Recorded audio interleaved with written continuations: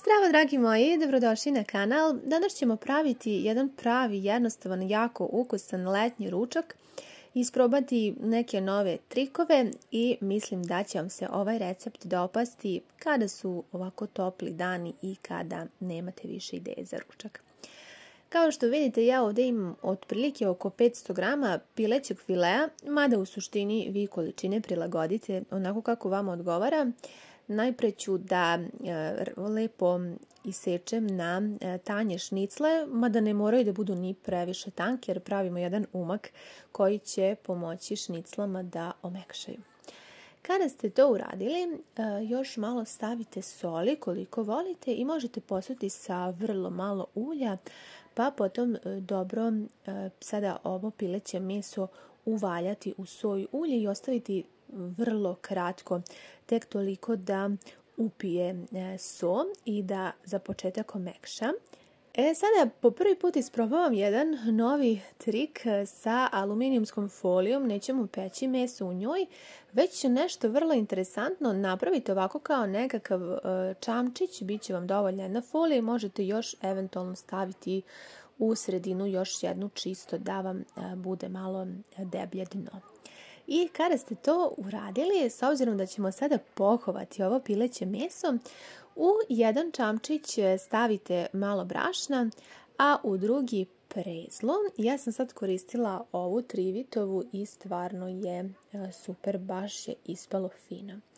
Ovo je jako dobra stvar, nisam do sada nikad koristila, a ne prljate sudove, tako da super odličan prijedlog kada vam se ne da da perete mnogo sudova.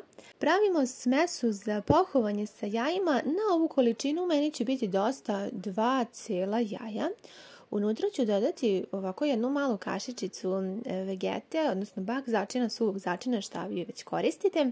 Zatim malo slatke mlevene paprike, ako je ne volite izostavite je. I jednu malu kašičicu senfa, pa to sve zajedno dobro umešajte da se sve lepo sjedini i rastopi. I ovo je stvarno jako dobro. Kada dodate senf, toliko omekša meso, ne mora biti samo piletina, može biti i neka druga vrsta mesa u pitanju. I sad ćemo da ispohujemo. Vidite kako interesantno ovo pohovanje ovako sada. Meni se jako dopalo. Ništa se ne prlja ni podloga i vi stvarno posle toga samo bacite taj čamčić i nemate mnogo prljavih sudova, tako da je baš super ideja. Ono što ja uvek radim, a to znate već iz nekih prethodnih videa, jeste da kada stavljam u ovu smesu od jaja, ja to sve stavim zajedno te šnicle, kako bi mi bilo sasvim dovoljno, kako ne bih morala sada da potrošim 5 jaja na ovu količinu. Dobro uvaljajte ove šnicle da pokupe sada sve te začine zajedno sa jajima i da lepo omekšaju. Ukoliko imate vremena možete ostaviti par minuta, ali će one svakako u trenutku jako lepo omekšati. I poprimiti stvarno fine ukuse, začine vi uvek koristite po vaše želji, a ovo su neki moji, da kažem, omiljeni.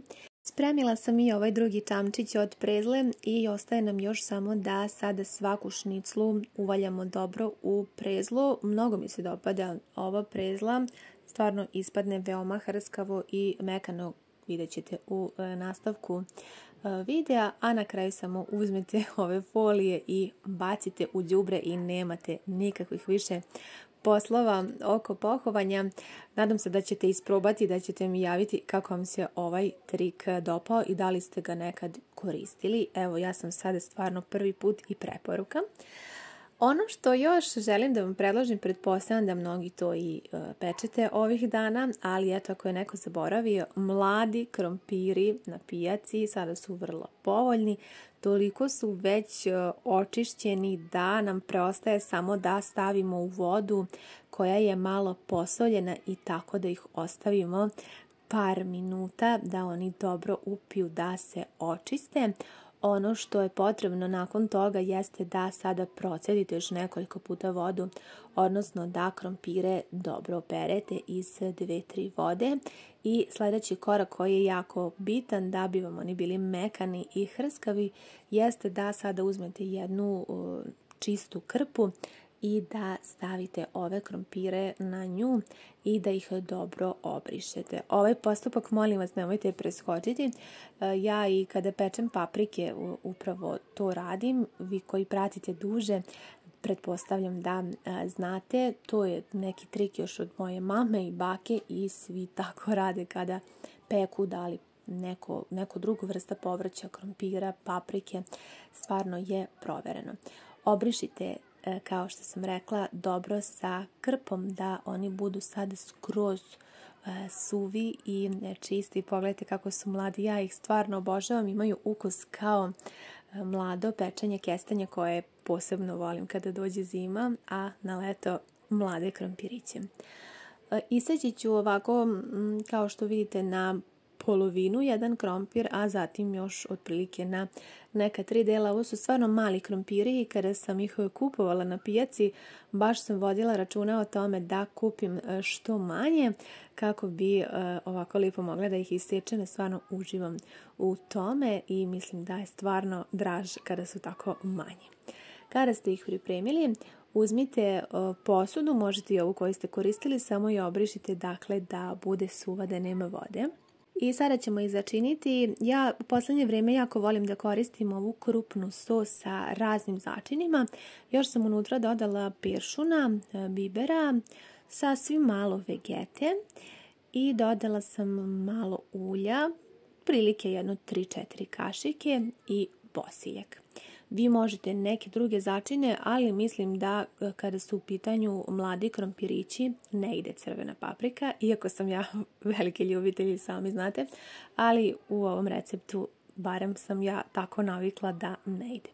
Uzmite jednu tepsiju koja vam odgovara, da možete lijepo ovako da ih sada preručite i da oni svi se lijepo ravnomerno ispeku. Za kraj možete da dodate, ukoliko volite, po ukusu par čenova belog luka. Ja nisam mnogo preterivala, ovdje sam imala 5 velika čena i odnesite na 220-230, neka dosta jaka bude vatra i da se peku. Otprilike im je potrebno možda nekih sat vremena, možda malo manje, zavisi od redne. Nama preostaje da ispečemo šnicle. Ne znam jeste nekada pravili na ovaj način. Ako niste dodavali senf, obavezno isprobajte. Stvarno je toliko mekano, prosto ne morate ni seći te šnicle, nešto Bog zna kako tanko. To će toliko mekšati i poprimiti tako finu zlatno žutu boju. Mislim da ćete uživati. Ja sam u početku uključila na najjače ringlu, a potom kada se zapeklo prva strana i kada sam preokrenula, onda sam za 1 stepen smanjila. Znači dosta je bila, da kažem, jaka vatra i stvarno se brzo ispekla.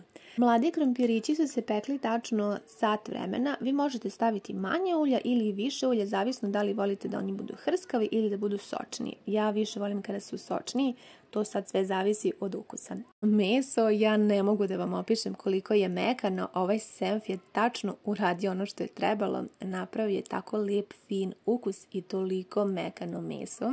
Tako da obavezno isprobajte ako niste baš na ovaj način pravili.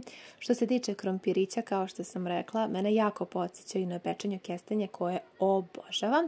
Nadam se da sam vam dala jednu brzu ideju za letnji ručak. Vi mi pišite kako vam se recept dopao. Hvala vam mnogo što ste pogledali ovaj video i ljubim vas sve puno.